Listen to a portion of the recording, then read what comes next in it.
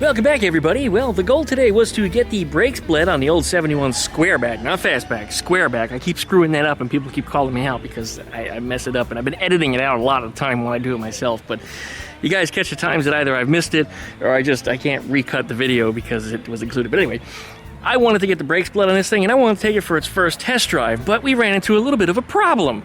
Let me show you what it is. Well, I went to get bleeding on the brakes over here, and you guys are just gonna love this.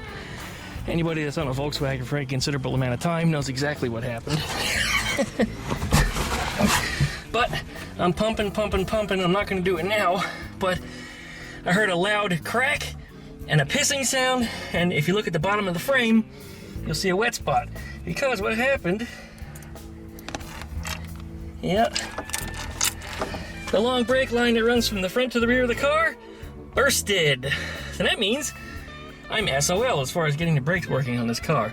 And I really wanted to just, get it working so I could play with the car, but seeing as how now it's busted, now I gotta do some kind of major work, because this line is the only one that's not easy to replace on this car.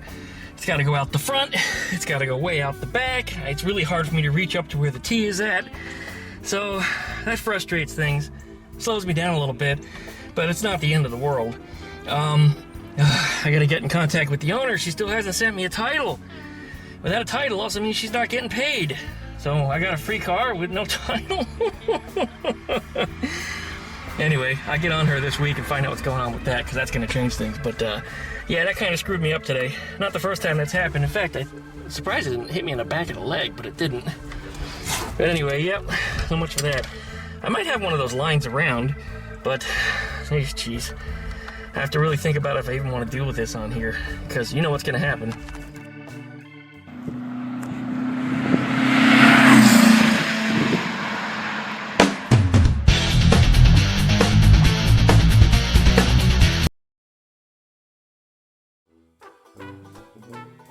Well, the plan, of course, was to take this body and put it up on top of this chassis, which means I'd have to run all new brake lines custom anyway, because all the lengths and everything are going to be all different.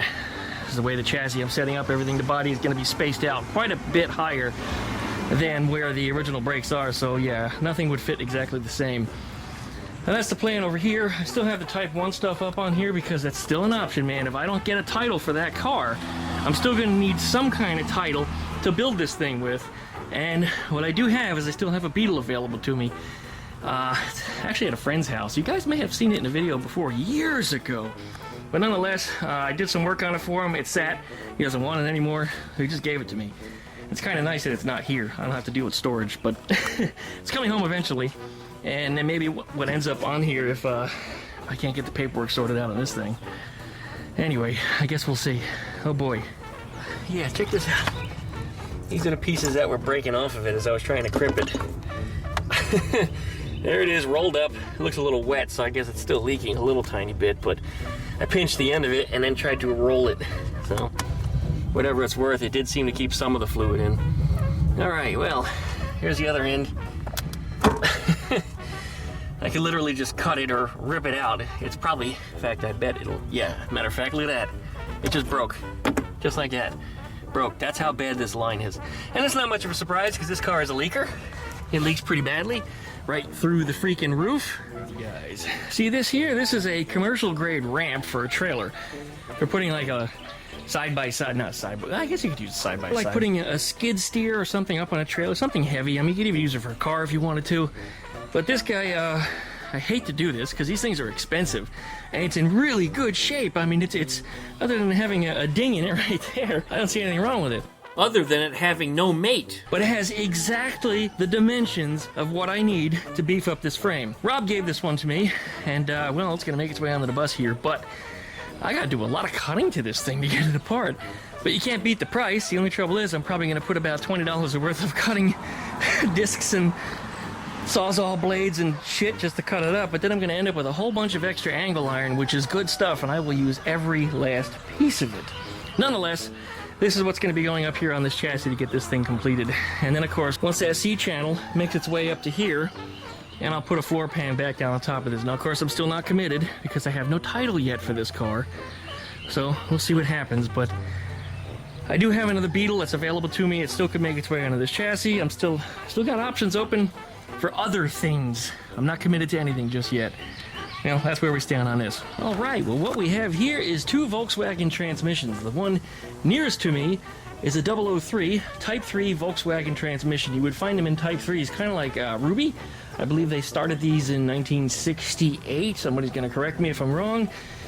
But they're made from an alloy case, so here's a magnet. Not sticking to them at all, but will stick to anything that's steel. So these came in Type 3s. I understand they're rare as hen's teeth, so not particularly easy to find. I do have one.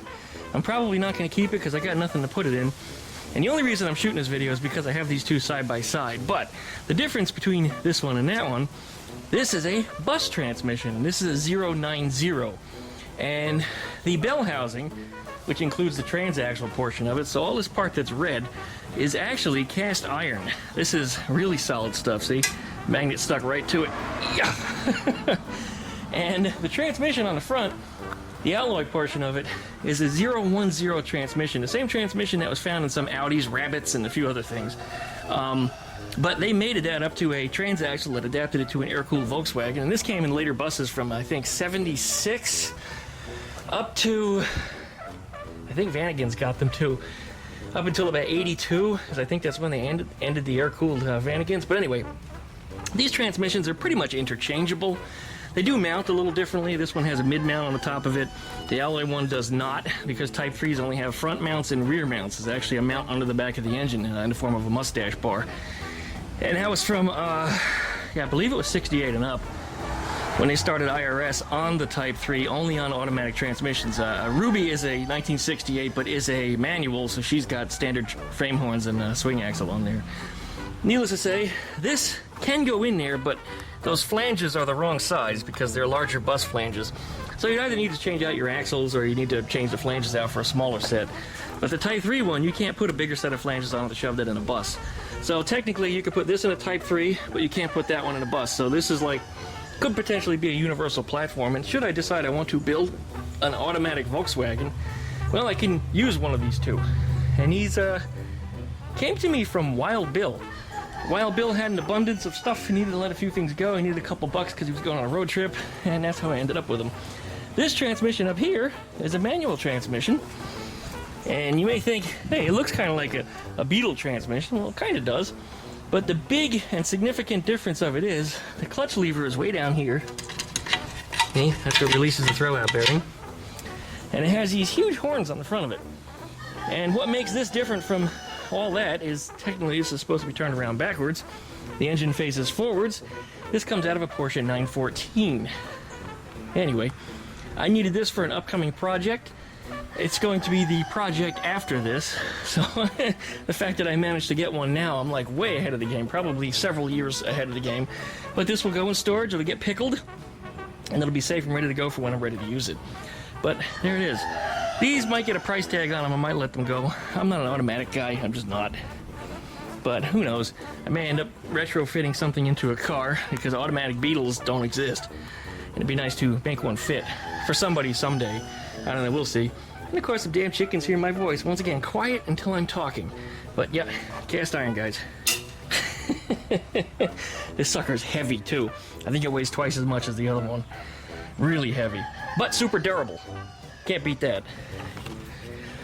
Well, I guess that's it for today. So thanks you guys for watching. You know what to do. So watch for the next video on Wednesday and you'll get to see exactly what it is I had to do to get these brakes working.